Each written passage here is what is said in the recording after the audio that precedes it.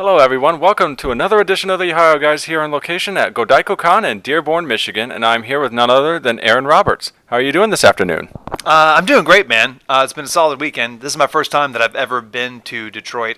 Yesterday, we went to the Motown Museum, and I got to see Michael Jackson's glove.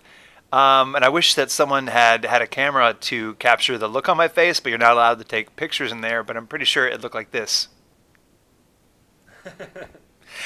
Anyway, it was amazing. There's a lot of history there, and I literally, because a lot of people was like, "Oh man, I got chills!" Like I got a lot of chills, and like no, but like legitimately, like went into the lobby of Studio A, and it could have been the old dust in there. I might have been having an allergic reaction, but I'm pretty sure that I was overwhelmed with emotion, and the hairs on my arm stood up. Anyway, so far. That Motown experience, plus some chicken and waffles, and the fans here at GoDaikoCon, this has been a really great weekend. Oh, yeah, definitely. And it's been a lot of fun. And we got some questions here we'd like to ask you. And what was it like working on D. Gray Man Hollow? It was amazing. I tried to, and maybe some of you out there may be too young to remember this show. I tried to explain to an actor in Dallas who does a lot of film and TV work but doesn't do any anime voiceover work. What it was like to be cast in The Gray Man, and I was explaining because, like, as far as everyone was concerned, like there wasn't going to be there wasn't going to be a new series, and there wasn't going to be probably any recording of the second 50 episodes of that show. And I told her it was like being retroactively cast in the show ER. It's like, yep, nope, you thought it was over, but you're going to get one more Thursday night on NBC. It's super exciting, and Chris George is directing that show, and he's amazing. He actually started out as an ADR engineer, and he's got plenty of theater experience and director experience, and he was great to work with. Oh, yeah. And another fun show to watch was what was it like working on 91 Days? 91 Days is an anime for people who do not like anime. It is so violent. I'm trying to say as much as I can without spoiling anything, but I thought I was going to make it out. I thought I was going to make it out alive. Anyway, that's a great show. Like that's an actors show. There's a lot of people who don't do voiceover work, who do a lot of stage that were brought in for that show because they wanted really gritty, real performances for that show. It's kind of like I guess it's like a Baccano and a Godfather combined. It's a solid show. I don't know. I don't want to spoil anything, but there's this one particular moment where like I listened to the playback of this one particular scene. And I was like, I'm so happy to be part of the show. Anyway.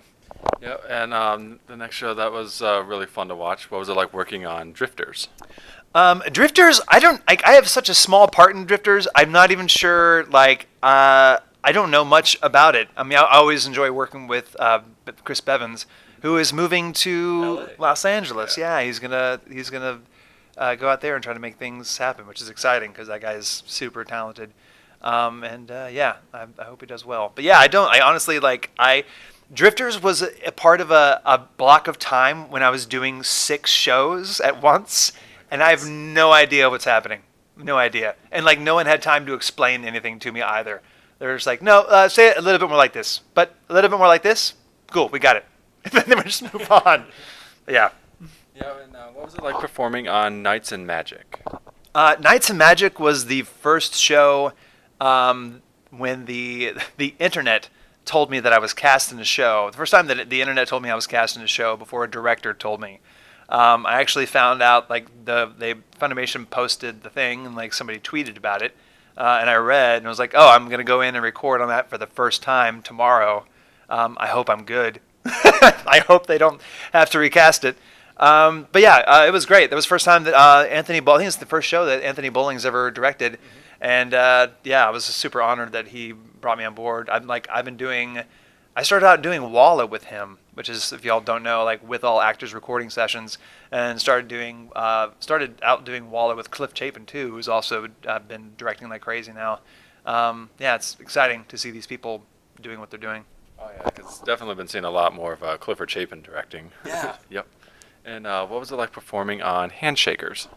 Handshakers was a great deal of fun. That was Man, yeah, that was a lot of fun. I think it was that may have been one of the first shows I ever did with Sarah Wiedenheft. But yeah, I don't know. I always enjoy working with Jerry Jewell, and like he gives me lots of different kind of voice projects to work on. But yeah, it was a good time. Yeah. And for another show that you recently worked on, what was it like working on All Out? Oh yeah, that was the first time I ever worked with Dave Trosco. Yeah, and I think that the first show he directed in a while, or the first show he ever directed. Man, I was really hoping to make it in there for Seven Mortal Sins, which is another show that he's directing. I think I have a small bit part in that. Anyway, but yeah, All Out was a lot of fun. That was my first. That was my first sports anime. I think. Yeah, and that's exciting. And then there's a really unique fan base for those kinds of shows, and I can never tell them apart at conventions because all of their sports uniforms look exactly the same to me. Yeah, they kind of do.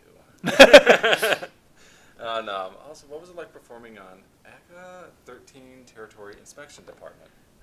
ACA 13 Territory Inspection Department is also a really unique show because it doesn't quite feel like anime. I don't know. It doesn't. It's kind of like it's got a 91 Days feel to it. Yeah, and I got to.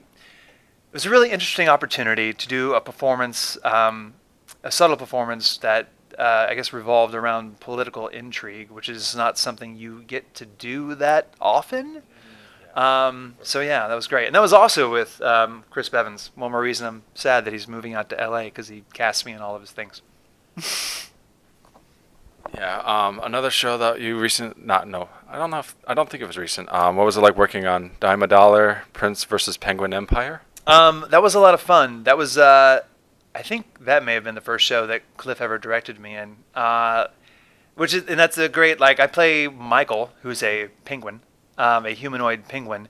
And they don't the great thing about playing a character that wears a mask, like Kamui Woods in My Hero Academia, and Michael and Dime a Dollar, is that you don't have to match flaps.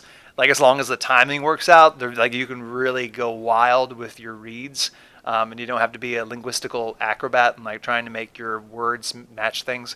But that was also like he gave us a lot of liberty on that show, and he was like, "Hey, Aaron, I think you're funny. So if you come up with any lines that you want to improv and ad lib and add to the show, then feel free to do that." And I would go crazy.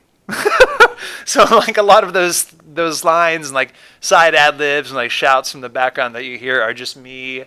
Riffing live in the booth. Yeah.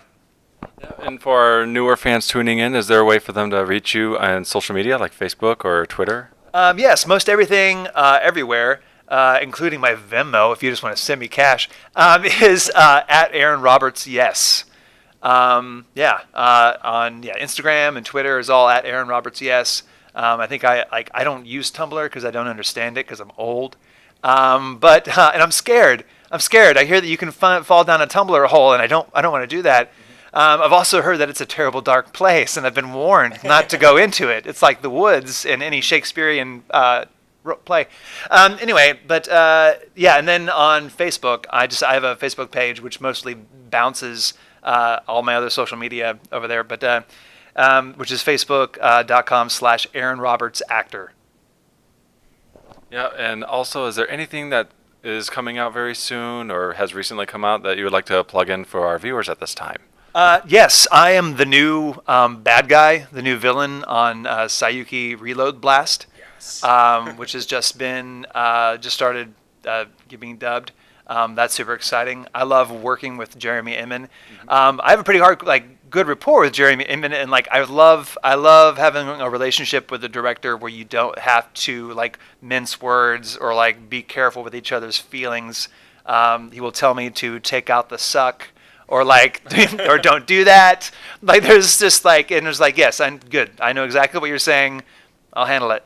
But yeah, I'm super excited to be playing Sai to Sai in that show. It's an awesome show and a great cast. Oh yeah, definitely. Yep, I'm David. I'm Aaron Roberts. Yep, and thanks for tuning in to the Ohio Guys, everyone. See you next time. Bye.